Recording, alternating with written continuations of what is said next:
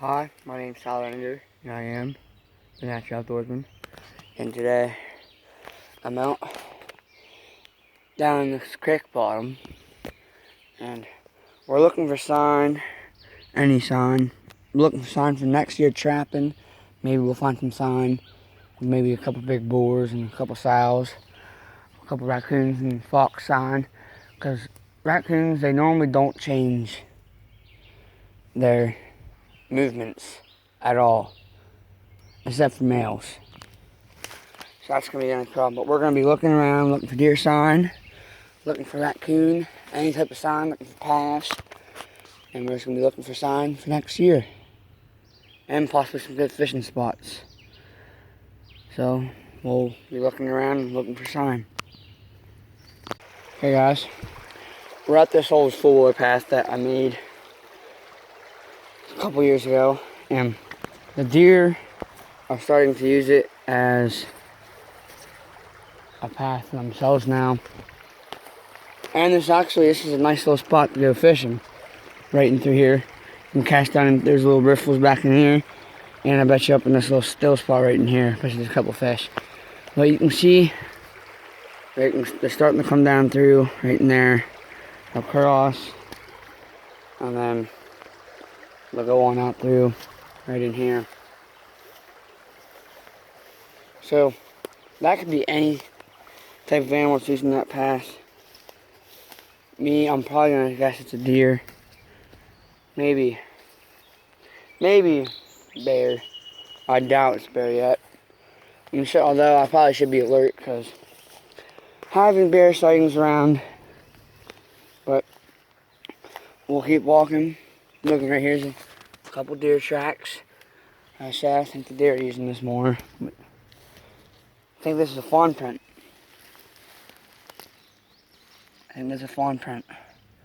Look how small that is compared to my fingers.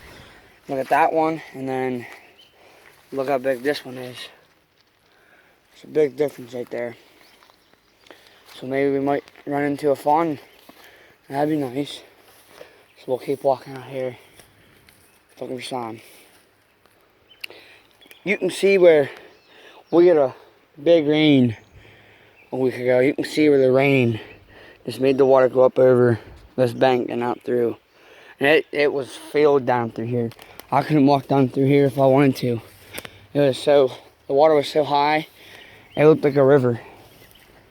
So we're gonna keep walking out and look how tall this grass gets. So there could be anything in this grass up here. Just hopefully there ain't a bear. And that's all I'm worried about. So let's keep going. Okay, I'm in this tall, thick stuff, and right here is a little opening where something has pushed it down and all this high stuff. Right there's a deer. Right there's some type of path. Right there's a type of path, but right here's this little random open spot. Right in here and all this thick stuff. I mean, it opens back up right here, but still. Hopefully that was just from that rain. But if not, that's definitely not a deer. It's way too big to be a deer, so. Look at this. I'm gonna have to guess that is a pile of either coon or fox. That's what I'm gonna have to say. Look around here, see if there's any tracks. I'm not seeing any. It looks old, but should still be some more sign around here. Keep walking around, find some more. We'll be back. Okay, nice little mud spot, and look how big this track is.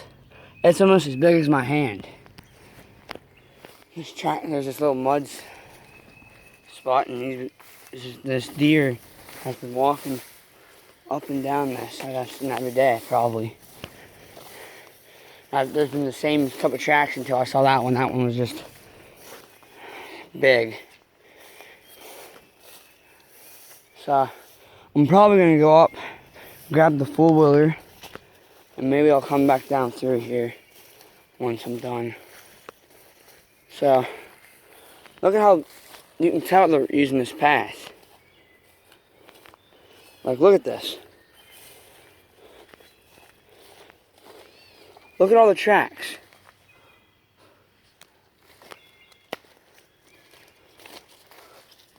And so far, all it's been on it is deer tracks. So maybe I'll come down here someday with a ghillie suit and set. Maybe something will walk down by. Or we might spook something up right now. So, look at this one. Pretty nice sized deer. And on the deer cam I have up above the house, we have a small buck. Little spikes about 4 inches. We have a mama that is pregnant, and we have 2 last year yearlings. So these are probably the same deer I have up above, but who knows? Never know. So yeah, while we're back, whether we find more sign or I'll be on the 4-wheeler. So I'll be back.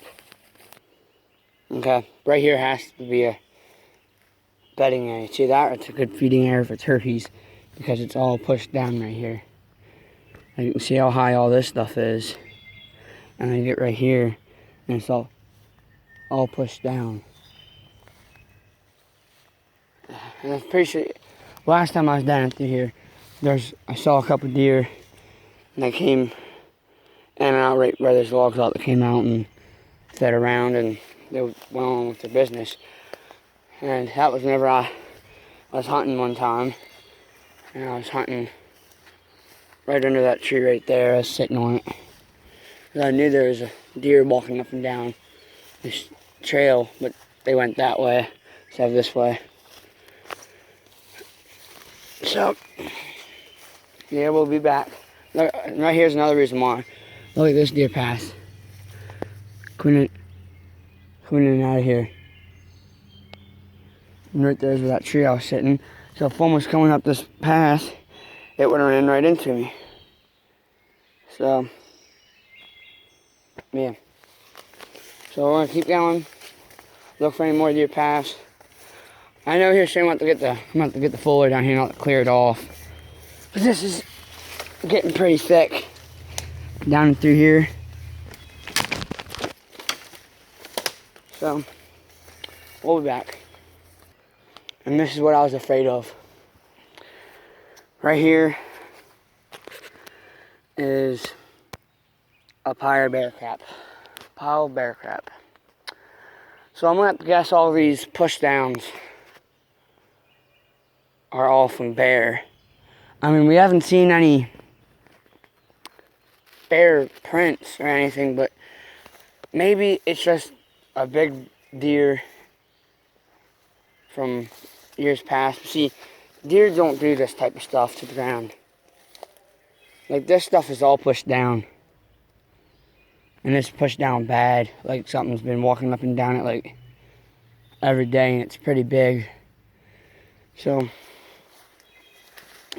that's what I was afraid of. Finding a pile of bear crap or actual bear down here, but that's how I know they're back. And it's disappointing because